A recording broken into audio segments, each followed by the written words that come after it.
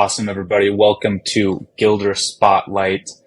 We have a special guest today. His name is Luke Aschenbrand, and I'm super excited to give our listeners a little background about Luke, learn more about his story, how he came from a student athlete, Division I at Princeton, now being an entrepreneur. And so we're going to dive a little bit deeper in that. But Luke, I'd love to learn a little bit more about your background. If you want to give kind of the audience what your background is, where you're from, um, what kind of inspired you to do where you're at today.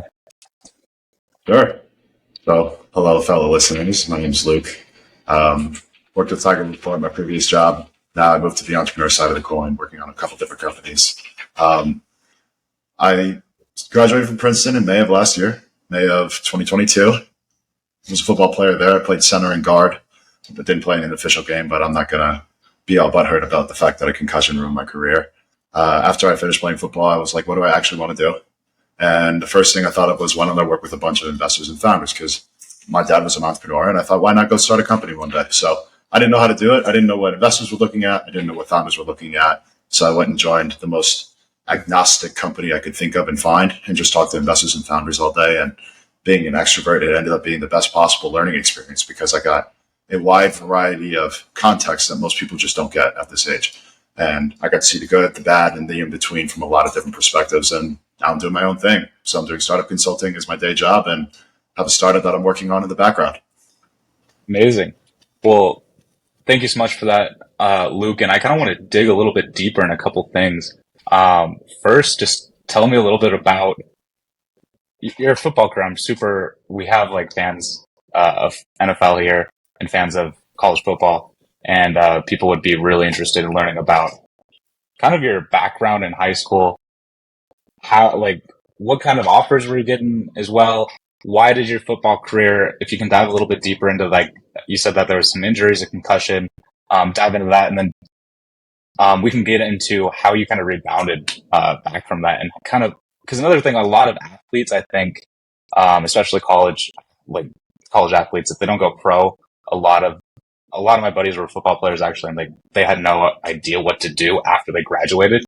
And I know probably a lot of people out there would be interested in hearing your story. So, just if you can dive into just starting from high school. Yeah, I got you, Tiger. Working your way up, and I'd love to. So my football career actually started a lot later than most people. I started when I was 14. I grew up a basketball player, baseball player, and I really focused on football because my mom wouldn't let me play until I got to high school. And then I went to Pinnacle High School in the Valley. Freshman year of football was my first year of football. I started playing a tight end my first week of practice, and then played defensive line. And then they were like, Luke, you should probably play offense. And I played it for my freshman year. I had no idea what I was doing because I didn't really watch football. I just knew my friends were playing. So I figured I'd try it out. Sophomore year of high school, I was on JV, playing offense and defense. I actually didn't start on JV as a sophomore, ironically enough. Like, I got beat out and then had to earn my spot. And the same thing happened junior year. So I was never like the guy at Pinnacle because we had such a deep roster. And then junior year, I kind of had a big game against one of the best teams in the country. And that's when they moved me to play defensive tackle full time because that's what I was naturally best at, just running through people instead of being more strategic. And then going after my junior year, I kind of had a great end to my junior year. First time really playing a consistent spot was playing nose tackle. I started to get recruited to play nose tackle. And then February of 2017 was my first offer. I got an offer from Brown. I don't know how I got an offer from Brown. At the time, I had a 3.1 GPA and a 29 on my ACT. Like, I didn't think I had the grades to go to an Ivy League school, but then it became more realistic as I saw Brown offer me. My recruiting got really intense going into the end of my junior year. That's when things started to pick up. I got a lot of FCS interest because I wasn't the fastest. I went to this camp called The Opening, which was a big time Nike football camp. And I went up against some now NFL offensive linemen as a defensive tackle and got ragdolled. So my tape didn't look great on a national scale. But that's okay. Like, I learned a lot about the recruiting process and had a chance to really compete on a national level, and then thought more specifically about best fits. As a kid, my dream was to go to Harvard, Princeton, or Stanford. Stanford was the real dream. It was free. It was in Palo Alto. San Francisco was my favorite city. And unfortunately, I wasn't good enough at football to get an offer from them. But I ended up visiting Princeton, and I fell in love with the campus the second I got there. And the coaching staff treated me really well when I was a recruit. They told me if you get your ACT score up to a 30 and your GPA up to like a 3.3 unweighted, weighted it was a 4.2, but unweighted it was a 3.3, and they only looked at unweighted, then I would have an offer to go to the school. So I ended up going to camp, ran really well, lifted really well. They threw me in the offensive line, which I just had not trained because I was playing defense only and getting looked at to play D tackle.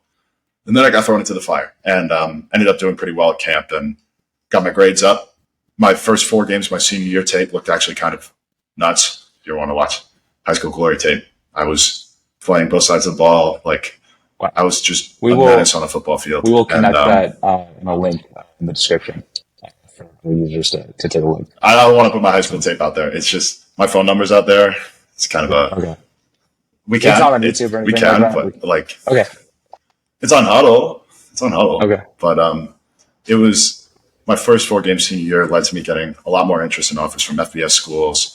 I didn't post them because I committed to Princeton. And when I committed to Princeton, I was just good. Like, that was that. So got to college. Freshman year of college, that was my first time playing offensive line. I had a big adjustment curve because I kind of got told. Take a step back too. Are you're originally from New Jersey as well, right?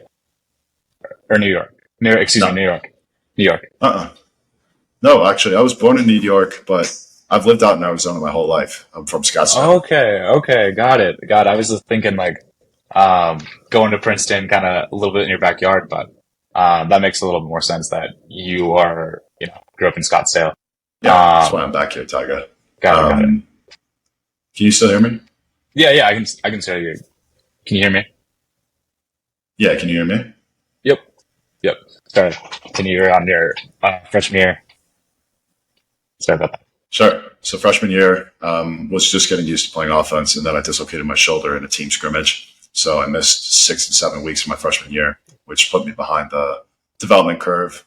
That freshman that freshman season, I ended up playing another position for 1 week. Tried playing fullback for literally 2 practices, and it was fun, but I was not a fullback. So I had to put on a lot of weight because I lost so much after getting hurt. I put the weight back on.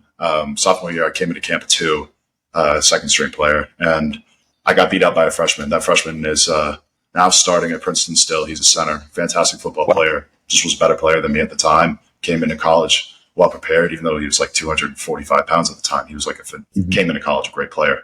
And I had a big learning curve in terms of handling not winning for the first time in like 4 years in an athletic event. Like, I got benched in high school to start seasons. So, I was kind of used to it, but at the collegiate level, getting beat out by a freshman felt a little bit different. But I ended up working my way back off the scout team that year. I never played in the game, but I was in the rotation, ready to play, which felt pretty good. And the learning curve kind of came right back to normal. I had a big personal adjustment then too. I let my ego lead with a lot of my activities as a man when I was 19 years old. And that transition really switched after. Yeah, for sure. It just comes and goes,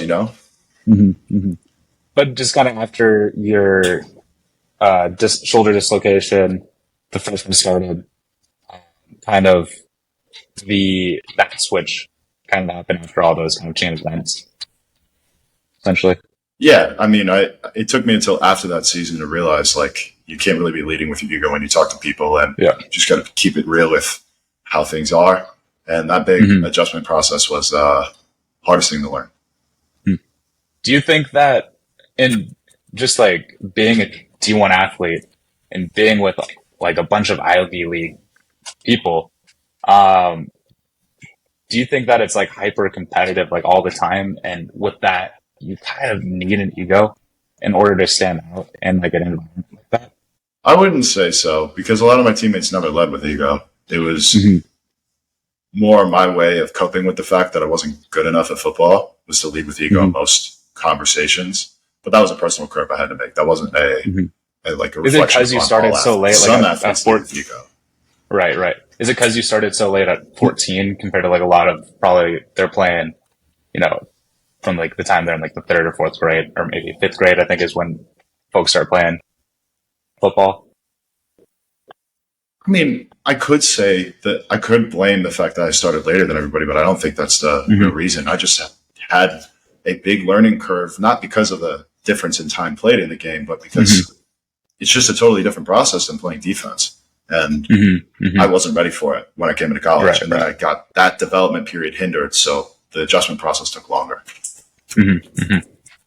Got it. Well, and did you end up playing the next season after that? No, actually. So after Okay. sophomore year, it was COVID. It was Mm-hmm. COVID. So our Ivy League got Got canceled it. for my junior year. Mm-hmm. But that's when I first got the startup Shoot. bug, actually, was when I was 20. Okay. So Okay. So yeah, love to hear a little bit more about what kind of ignited that startup bug during the pandemic, and then also what was D1 sports like? Like, what were precautions like? I guess during the pandemic too. That's kind of well, interesting. there's two ways to approach that Yeah, question. Do you want to hear more about the startup or do you want to hear more about the process of being a startup. D1 athlete when not playing a D1 sport? Let's hear about Okay. the startup. Let's hear about your startup. Sure. So I was an entrepreneurship minor at Princeton. I took one Mm-hmm. class going into COVID, really enjoyed it, and I figured why not take some more classes. And one of the classes I had was where you literally got a chance to develop a company idea. So it was me and a group of 3 other people in this class. We had this idea because we had a problem on campus we pinpointed right away. And it was the fact that all food around Princeton's campus outside of a 2.5 mile radius closed at 9 p.m. So nobody was able to get food from anywhere besides the campus center. So I was like, all right, why don't we just build an algorithm that can conglomerate a lot of people's orders and then drop them off at the campus center because we all need better food than this. And we called it Vega. We got it funded by the incubator at Princeton. It was called the eLab Incubator, which gave us enough room to test the idea. And I got named in the class. So, I mean, it ended up working out fine. It was like an extension of a 3-year-long project called Tiger Challenge, which was an internship I took going into my sophomore summer. And pretty much they told us, hey, research the Mercer County food system, go talk to a bunch of farmers and figure out how you can create a solution for food so farmers make more money. Because the main problem was Mercer County farmers only made 12 cents for every dollar sold. And then in 2019 and 2020, especially as COVID happened, the Tiger Challenge decided to pivot the project because more farms were closing faster than ever before because of the pandemic. Like there's no place to sell it. So they pivoted the project to be anything food related. And then we started building up Vega. We pitched it a few different times, won a couple pitch deck competitions. And inevitably we had to we went into some testing and the testing went really well, but end the project because we realized it wasn't a big enough market. And that was a tough pill to swallow, but it was good timing because college football picked right back up as the project ended. Interesting. So that was kind of like your main focus when it's kind of peak pandemic, getting this on-demand food service business up and running. At the same time, is kind of like you're getting credit for your entrepreneurial is a minor, you said, or you got entrepreneurial credit? You're saying? Yeah, it was a minor. Okay. Yeah, it was a minor. Very cool. And then, did you end up doing anything with the business after? Or I mean, I know season picked up. You probably had to focus on season once it started. Still there? Yeah, can you hear me? Did you? Did you pick up Vega after call? I mean, did you end up doing anything with it?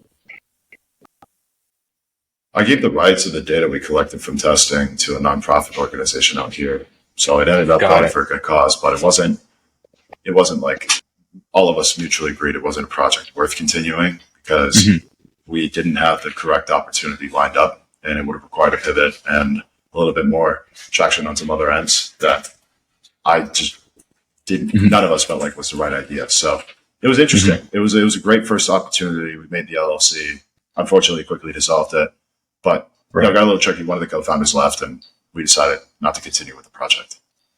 Got it. And then this was kind of now it's going into your junior year after this point, or your senior year? So this was the project. That project started in August of 2020, and then it ended in February of 2021. It was a 6-month long project. Got it. And then you started the season. I mean, your next season. Football back up. Yeah, football back up. Yeah. Okay. So yeah, exactly. Basically, after you kind of got your entrepreneurial bug, you had to switch back to being a D1 athlete. How was that transition like? Because I feel like when you're a D1 athlete, you pretty much have to spend, I don't know what, 90% of your time training, lifting, dieting, making sure that you're on point for every single game, every single training practice.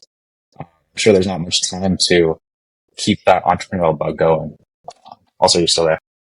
Well, I mean, with academics, fortunately, it supported my curiosities at Princeton, but the transition back to football was harder than any other semester I went through at school because I was not allowed to go. We weren't allowed to have more than 2 people in a room at a time because on campus it was like a prison. I had like a window in my room, but we had no AC and no heater. The bathroom was 4 floors up. Our building didn't have a laundry machine. And the only time we were allowed to leave our room outside of lifting was a 15-minute walk, which was barely enough time to go to Wawa, which for all the Jersey people out there, I miss Wawa every single day. Every single day. Love their Italian sandwiches. But it was a tough transition because there was no freedom. There was no social life. It was you sat in the classroom on your computer doing Zoom all day. Then you would go to lift, and they would have like these carts. They had these like food trucks and carts outside of every building on campus, and you weren't able to go get food elsewhere unless it was within your walk per day. So we had to eat, and it was not good food. Let's just put it out there. Like normally the dining halls at Princeton were very good, but that food truck had the nastiest tasting rice you've ever eaten. So I lost 30 pounds like that. And as an old lineman, you can't be 260 pounds. So it was a very difficult semester. Yeah, it sounds like a lot of things that you had to juggle, kind of going back with kind of the pandemic kind of rules. Everything's on Zoom, only focusing on practice, only focusing on school. And then after that season, because I'm assuming it probably were things open during that next season? Like were people able to attend games and all that? Yeah, so life picked up back to normal for everyone else after senior year, or going into senior year, but not for me. Got it. So training camp happened. I interned at a private equity firm that summer. Just trained 6-7 days a week because I had a lot of muscle mass to put back on. I came into camp with some really nasty shin splints from a jet skiing accident, but ended up doing all right in camp. I was playing really, really good football. Week 1 came. We were playing against Lehigh at Bethlehem. I didn't make the bus. I was the first person off the bus out of a 9-person limit. And then that second week, my head coach, Coach Dre, told me, Luke, you're going to be playing a lot this game. We're going to help you with. They knew I didn't want to stay at Princeton. I wanted to graduate on time. So the coaching staff told me that I could play a lot of minutes in that game against Stetson, which we ended up winning 63-0. But I was not conscious for it because of a concussion. And that concussion kind of switched me out of the football phase. Like I was unconscious for a month. I don't remember a dang thing about that month. Like I had people dropping off food to my door. I was in a pitch black room for 15 days. Like life was gone like that. Okay. So how'd you recover from that? Because that sounds just like, it sounds intense. I mean, honestly, I just did Taekwondo growing up in martial arts. So I've never been hit in the head hard to get concussed. How were you able to recover from that and transition from football into, your career? Well, I mean, I could have still played football after too. Like the concussion happened. I was able to be coherent in a 7-week period. It took me 4 of not being in class, of laying in a room, not remembering a thing. I remember it was like the Tuesday before Stetson game. You know that the funniest part about this is, that song by Earth, Wind and Fire that goes like, do you remember the 21st of September? That one? Yeah. That was the day the concussion happened. So no, I don't remember September 21st. So that's literally just in it's coming up here. Actually, that's going to be around the time of releasing this episode. What are the odds? Yeah, 2 years. So it took you, you said 7 weeks to start being cognizant again. And there's a period where you're in a dark room for 2 weeks straight, just kind of recovering. Was that kind of, it sounds almost, I know that concussions and sound, sounds like it's almost meditative in a sense. And that's another thing that I want to talk to you about. Did you start getting more into Buddhist philosophy and meditation from that experience to recover from, that's a pretty traumatic injury, is like that insane concussion. Like, did you start diving into that, or I mean, it's like 2 weeks in a dark room. That's like pretty much your silent meditation retreat. No, I learned about meditation practices and Buddhism just from my mom. My mom is a Buddhist, and being around that my entire life, she has like a big Buddha in the loft of my parents' house, and I always grew up around a Buddha, and she, taught me a lot about Buddhist principles, which was what I wrote my thesis on. Was like the Buddhist version of patience. So that was my conclusion within the big. So every Princeton graduate has to have a thesis. Mine was like a 10,000 word manuscript on what patience is as a concept and how its limits and how to apply it. So I learned about meditation at a very young age. Like my mom was teaching me how to meditate for quite some time, and kind of took inspiration to that with my senior thesis at school. But that was not something I learned through that concussion period. Okay. Did meditation help you with just in general? I mean, obviously academics, it can help with a lot of different things, but how did meditation kind of help and benefit your life? Especially starting at such a young age. I know a lot of people dive into meditation as they get into college or as they get older. Having, your mom, was it any type of meditation, like transcendental meditation, or was it just normal meditation in Buddhism that your family was into and involved in? My mom taught me that it's individualized. Everybody has their own process to finding their roadmap. And I mean, there are a couple of protective prayers that I utilized that my mom taught me, but every person goes through their own meditative process. Like you can practice breathing techniques and use different meditation techniques to help you train your certain period of thought and help you reach a spiritual level. But for me, it's always been like, I sit down, I let my thoughts wander as fast and as far as they go. I gain a lot of insights from the experience. And as soon as my mind is quiet, then I'm able to start protecting myself. And I'm very, very, very strong in terms of like understanding people's energies now, because I'm just an empath, but like understanding my own energy took the most time through meditation. And that process is not something most people actually are conscious or aware of. For when the concussion happened, I kind of lost that stream of consciousness for some time. And I've reached utilizing meditation as a way to, streamline your thought process and become a lot more clarified with how your energy exists. But it wasn't something I fully processed until I got out of school. And then after the last job ended, that I reinforced into my cognizant process every day. So essentially once kind of your career picked up, did you kind of take meditation on a pause because it was just life was just moving really quickly? And you just started meditation again after, this May, essentially, or? Well, that's a whole nother story we'll get to, but I kind of took meditation a lot more seriously. I'd probably say in like late May, early June is when I started to. For me personally, like I kind of have it in spurts where I meditate for maybe every single day for 5-10 minutes. For like 3 weeks straight, and then I go like months where I just don't meditate at all, and then I get back into it.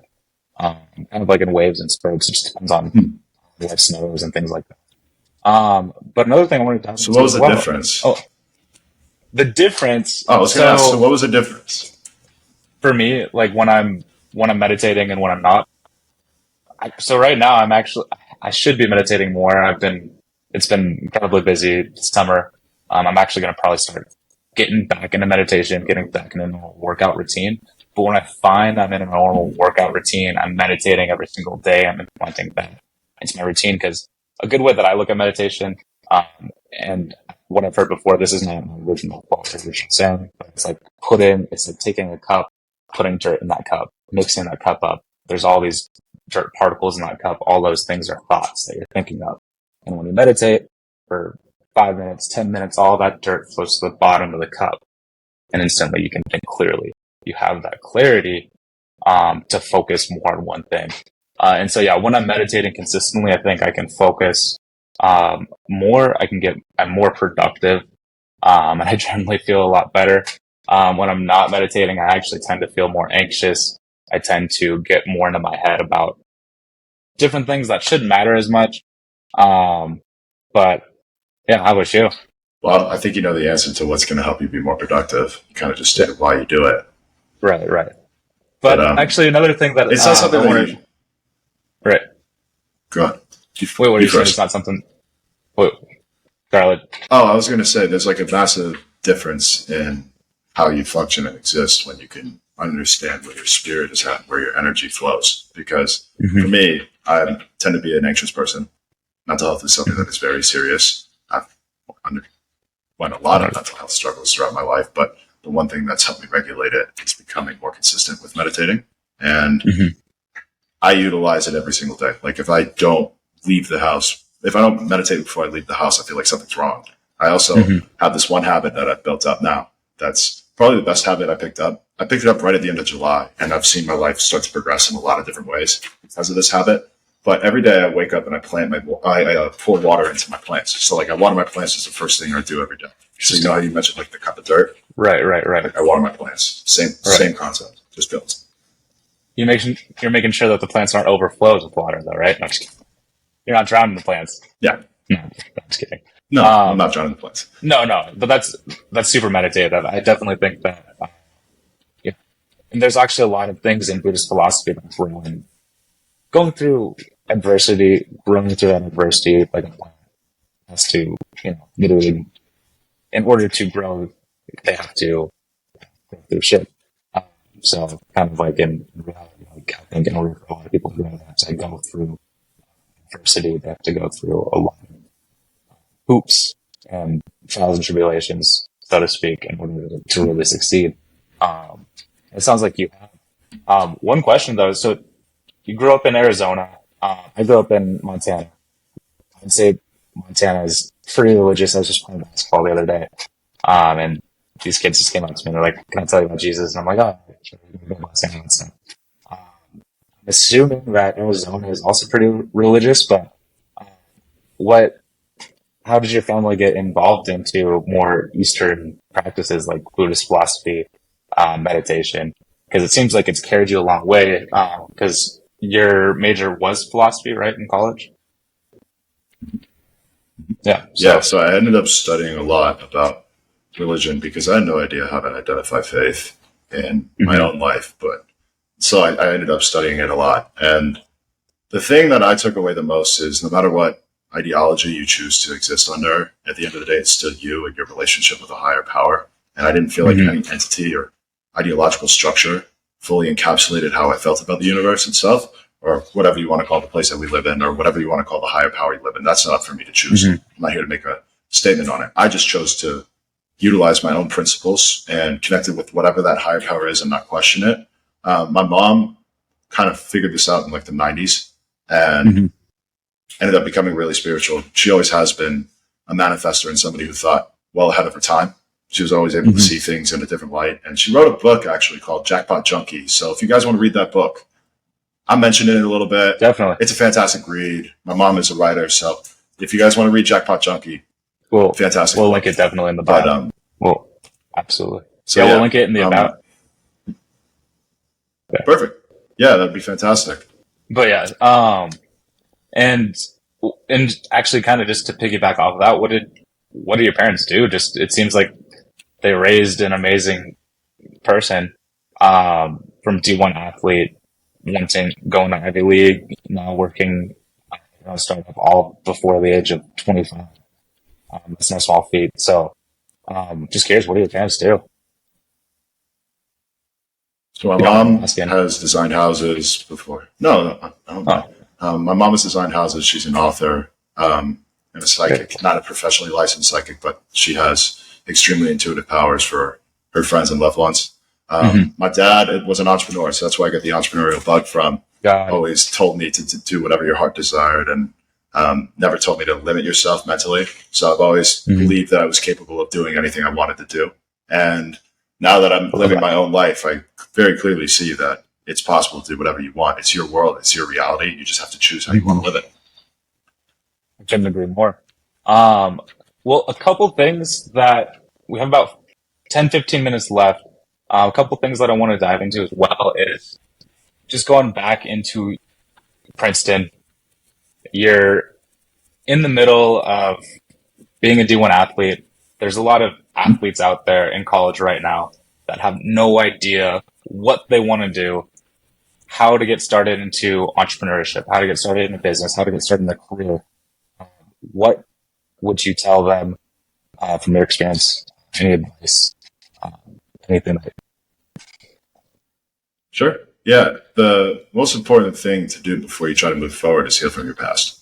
I did that for an extended amount of months in between when I started at my first job out of school and when I was finishing up my senior year. I was taking the time to heal and understand why I enjoy doing things and who I truly am. Because without that, I would have no perspective on how to move forward. There's no way to reflect to really know who you truly are outside of one thing you've always applied yourself to your entire life. And without that, it's difficult to find your sense of identity and self.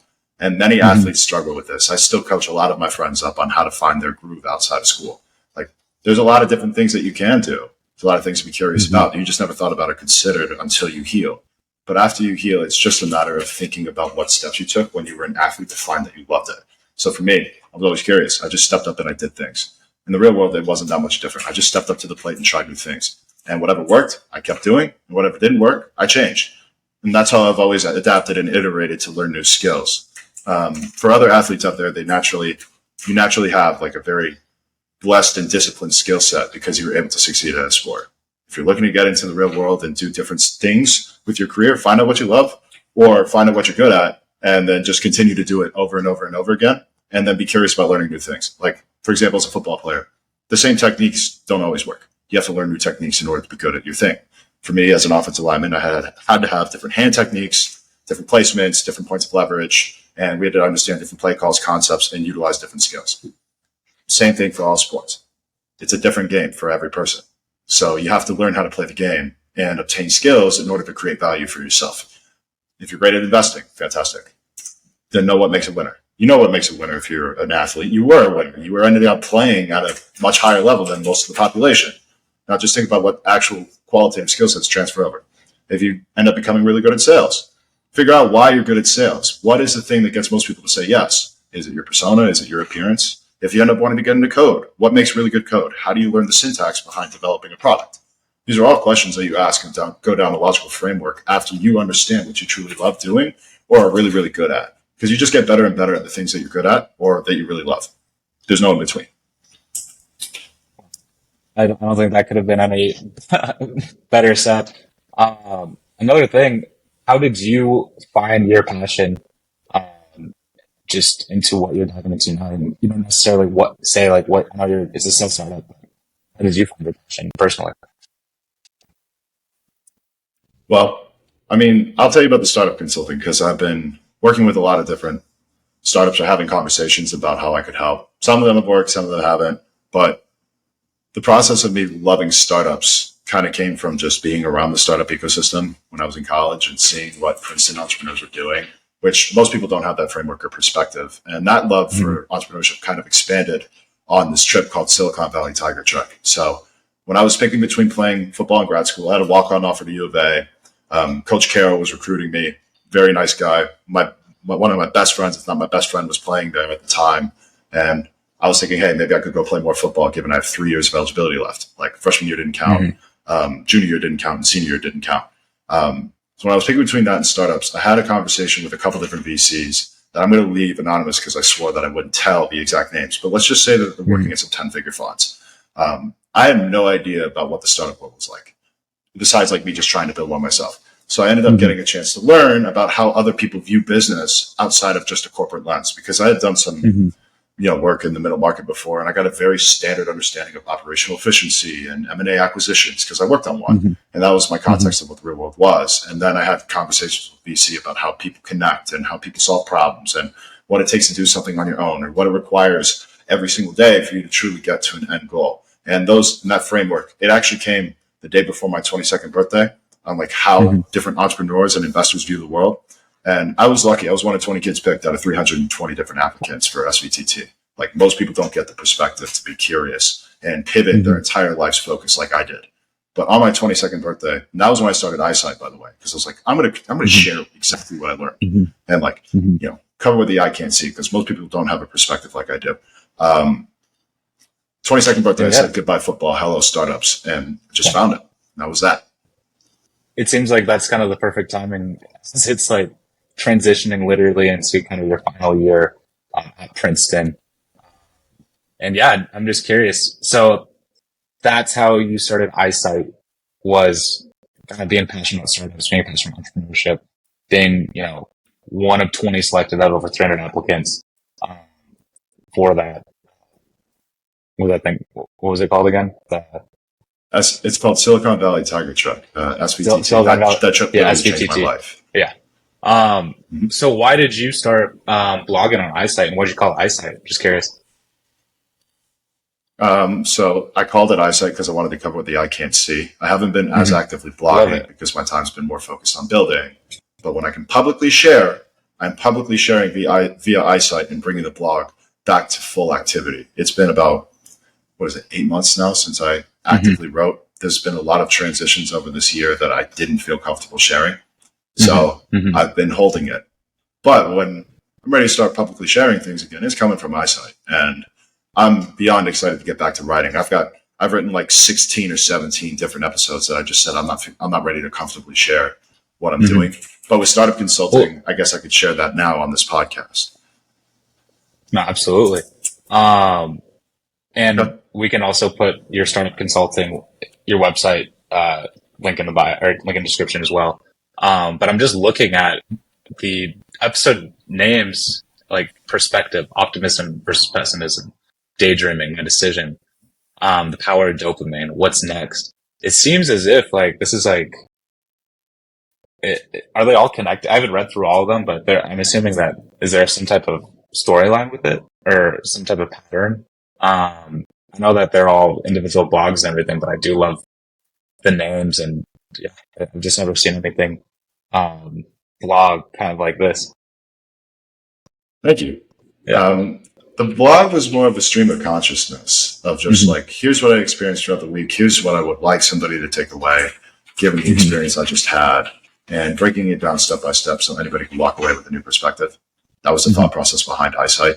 And it's something I want to more actively do when I'm available to publicly share. I still have so many drafts that I could have just posted over the last 8 months. It's not like I stopped writing. In fact, I write even more actively than I did when I was doing Eyesight because I journal every day. But I'm just waiting to publicly share a lot of the stuff that I've been doing and learning because I don't feel like my perspective is ready for other people to truly understand yet.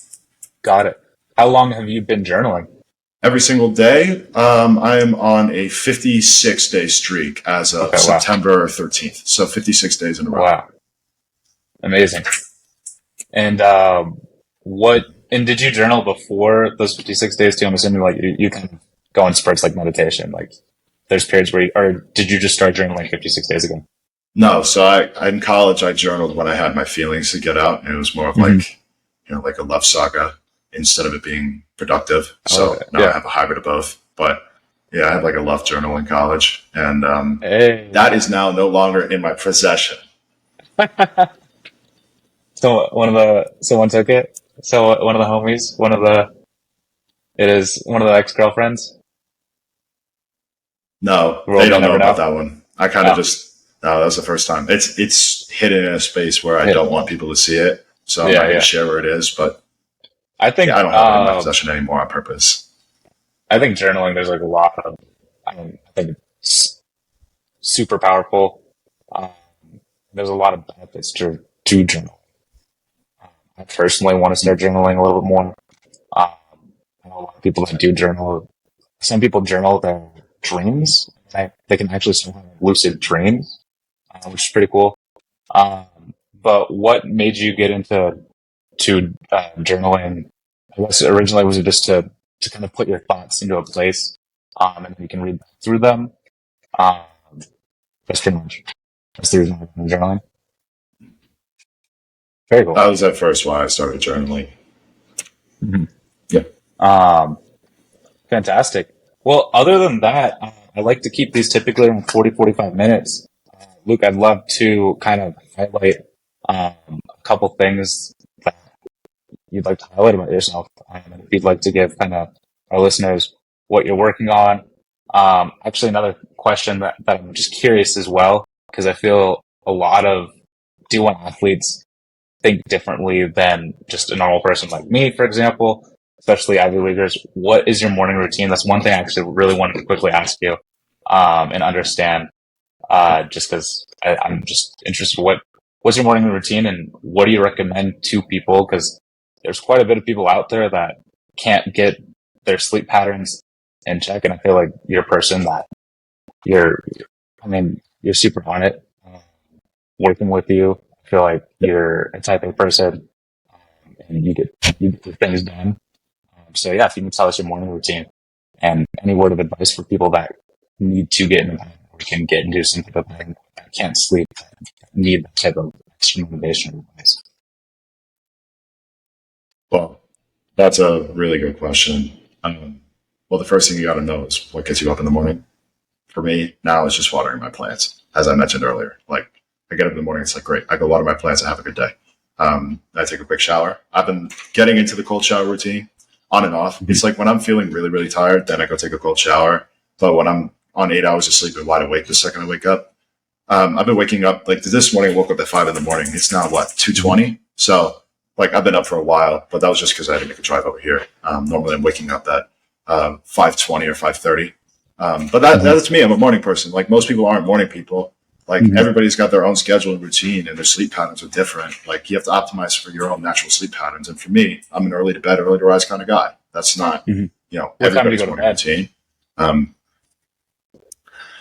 It depends on the night. I mean, like last night I was up at a dinner until like 9:30, 10 o'clock. And then I had to go home, finish up a little bit of back end work for the stealth mode startup, shower, journal, and then I went to sleep at like 11:45. So I'm not on much sleep right this second, but that was just contextual. Normally it's like 10 o'clock, 10:30. But so you try to get 8 hours. Like if I get 6.5, I'm good. 6.5. Wow. Yeah, I try to get 8 hours. I have an Oura ring that tracks my sleep. It says my internal clock is like between like 12:30 and 8:30. But I personally, I try to wake up around 6 a.m., 6:30. But do you do any type of training in the morning, or do you try to do that in the afternoon? It depends on the day. Like, for example, right now with a hybrid of startup consulting and my startup, I'm doing a lot of calls in the morning. Like I'm just waking up and hopping on the phone. With the work I'm normally doing, I choose to work out in the afternoon. But if I have the time in the morning, because I'm just a morning person, I like to get up and go, then I typically go work out in the morning. But I don't have that luxury as of right now. So it's like right after work, I'll just go right to the gym, get a really healthy meal. And back to the morning routine thing, you got to know your own sleep schedule. You need 5 to 6 hours of REM sleep, or like very, very deep quality sleep, in order to have enough energy for a day. So like for me, I've gotten my sleep pattern to get right into deep sleep the second I fall asleep. Like normally there's like this deep wave that, it takes kind time of light to REM sleep for a little bit. Yep. I don't have a light sleep. It's kind of weird. They say that working out, though, helps you get into a deeper sleep because it literally makes your body more tired after you work out. So everybody out there, start working out consistently. Another thing, just a quick question. You say that you take cold showers every once in a while. Do you cold plunge ever? I started cold plunging this summer a little bit. I don't have access to it anymore, and I do feel a difference. Like I do hear a lot of benefits, so I'm assuming cold showers. Do you cold plunge? If I had a cold plunge, I'd use a cold plunge, but I don't. Oh, okay. There's none of it. Would you? Okay. Got it. Yeah. And did you have that access at Princeton football? Typically not in the mornings. Fortunately, Really? Princeton normally had us. Yeah, we were actually worked out in the afternoon at Princeton. It was a split between offense and defense. So like some Mondays, it was week to week. So like it would either be at 4:45 or 6 o'clock you would lift, and the school intentionally blocked away classes from 4:30 to 7:30. So all athletes had a period to lift and exercise and practice. So that's a little bit different, but we didn't have cold plunges in the morning. I'd never had access in the mornings because we just typically didn't run in the mornings, except if it was Wednesdays. Wednesdays were the only days. Yeah, because they say it's the best for recovery. And another thing apparently about cold plunging, if you do more than 7 minutes a week, it starts changing your white fats into brown fats. And I think there's some type of science to it that I don't want to talk too much about because I don't know. Do you know anything about that, Luke? Yeah, I know that cold water increases your natural testosterone levels, and it has a lot of positive health benefits. That's one of the first purchases I'd like to make at some point in the next month, my apartment can't hold a cold plunge for me. I mean, we have a Hmm. patio, but the patio has furniture on it, and it's kind of Hmm. hard to fill up the water and then get it to cool. I know there's things Hmm. like a Polar Pod out there that are like you instantly plug in, it gets cold, but that's not Hmm. something I'm right now able to get. But at some point in the near future, I'd like to have a cold plunge. And actually, just one more question I'd like to ask you: what's something in like the last couple of months that that you've purchased that's probably less than $100 that significantly impacted or changed your life? This journal, I got it in green Okay, wow, because green means go. And the I color love it. triggered the habit for me. So green is why I start writing. Green means go. You write in your journal in the morning and at night. I structure it so it's like you have the things that you liked throughout the day, things that you didn't like throughout the day, and you write how you felt at the end of the day. And then I have a checklist that I make every night of all the things I want to change or do differently. So that Hmm. way I reinforce positive habits. Wow, That changed my perspective this day. I love it. I love it. Well, with that being said, I think that's a fantastic thing that I'm actually going to start journaling for this, just talking with you. That's motivating me to go out there and start journaling just because I do hear a lot about the benefits. Um, So yeah, I really want to thank you, Luke, for being a guest. Is there anything else that you'd like to share, just to our listeners? Yes. Yes, actually. If you are a pre-seed through Series A founder looking to get some help on sales and marketing techniques, product market fit, or looking to raise, I'd be more than happy to help you out with your strategy. This is my day job. Looking for mainly tech companies. Bed tech companies are my favorite to work with. If you have any interest in starting a conversation with me, I'd be more than happy to help you out as you continue to grow. Amazing.